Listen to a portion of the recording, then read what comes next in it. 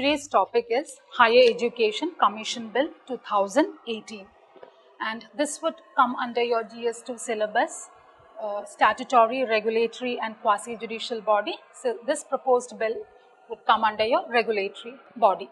So this is how we go about today, why this particular topic is in news, why scrap UGC, that is your University Grants Commission, what are the major provisions of the proposed bill, what are the criticisms related to this, and what is the way forward.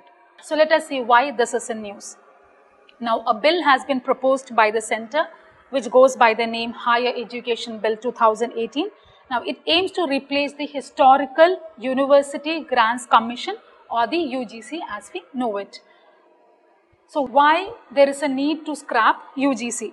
Now, UGC had a dual role, one of granting funds and second, it was entrusted with the responsibility of mentorship and help universities or higher education achieve high academic standards. Now, over the years, it was found that this twin function could not be balanced, or to put it in simple, it was affecting the quality of the other. And in this case, it was the academic interest that was taking a back seat or getting affected. So there was less efficiency when it had to do this dual or twin role. Now this is not the first time that this idea was mooted. Prior to the proposal of the Higher Education Commission of India bill, there had been other committees too that had been suggesting the revamp of UGC. Now these committees, like for example your National Knowledge Commission, Yashpal Committee, UGC Review Committee, etc., had suggested the restructuring of UGC or convergence of regulatory body with an independent regulator. And the latest one being your Niti Aayog's Higher Education Action Agenda had also proposed major changes. Now let us have a look at what are the major provisions of the proposed bill and what provisions of UGC are to be replaced when this comes into force. First, let us talk about its membership. Now, the total membership of UGC had been 12, that is your chairman, vice chairman and 10 other members.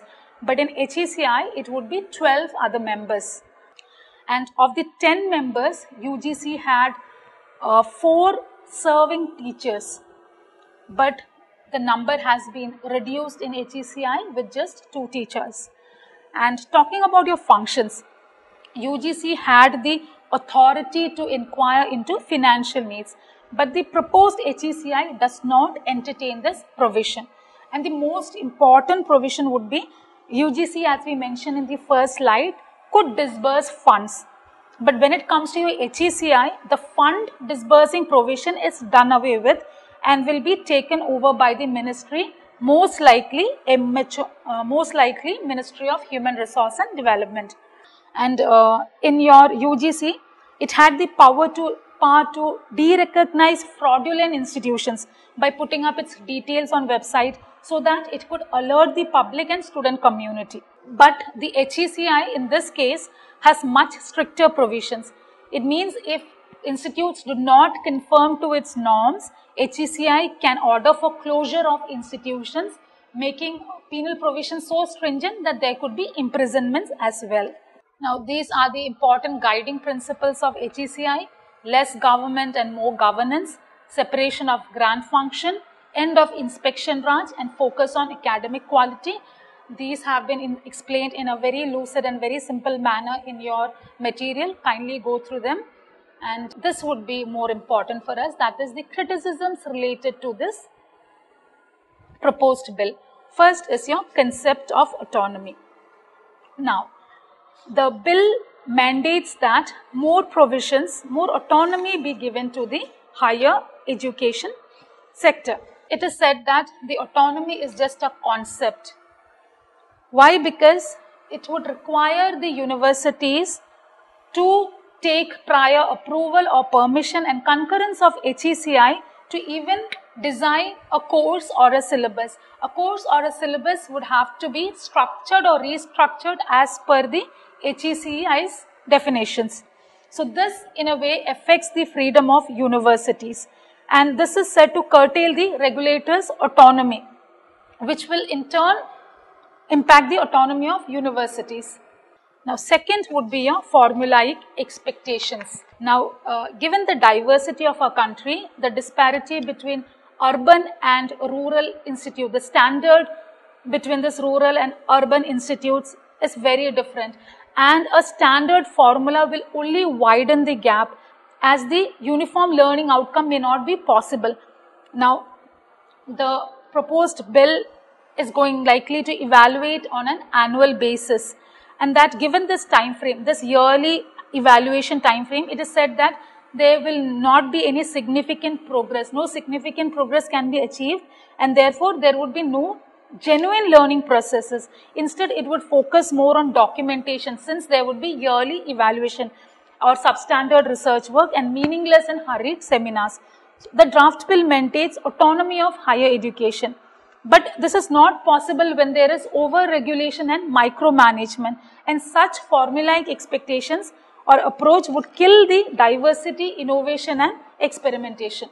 Moving on to your non-divestment of financial powers. Now, HECI, if it comes into force, is likely to bring the grant giving or financial powers directly under the government control. So, here the major criticism is when there is a requirement for fund which will be granted by the central government, one cannot go against the government, which in turn may bring in unintentional or unwanted ideological manipulation. Now, lack of debate on topic. Now, UGC was created by a parliamentary act. So, before deciding to demolish this body and seeking suggestion, it would have been ideal if there was a debate among academicians and also in parliament about restructuring UGC, or if there is a necessity to wind, or if there is an absolute necessity to wind UGC. So, it is frowned upon that the bill was proposed in haste with no sufficient time given, especially to the major stakeholders, that would be your academicians. Penal provision. Now, this is an extraordinary power which would be given to HECI. Now, HECI can penalize if in its capacity it finds that universities or higher education institutes are not meeting its defined standards or violating any of the norms set by it, which means it might lead to closing down of the institutes or shutting down of the institutes. So, this HECI in a way here acts like a gatekeeper who has a final say on opening and closing of institution. Now, such arbitrary provisions in place is likely to risk both the management and the students. Teacher representation. Now, this bill seeks to bring in a change in higher education sector. But what is ironical here is the teacher representation or proportion is very low, just 2 teacher members. So, that is a major criticism here. The last one would be a centralization. Now, the provisions of HECI helps the government wield and consolidate more power, which means it tends to have a monopolizing power in academic related matters. What is the way forward for this? First would be a bottom-up approach. Now, here we are trying to bring about robust changes in the higher education sector so that there is smooth academic function, so that we could fare well in global rankings, etc.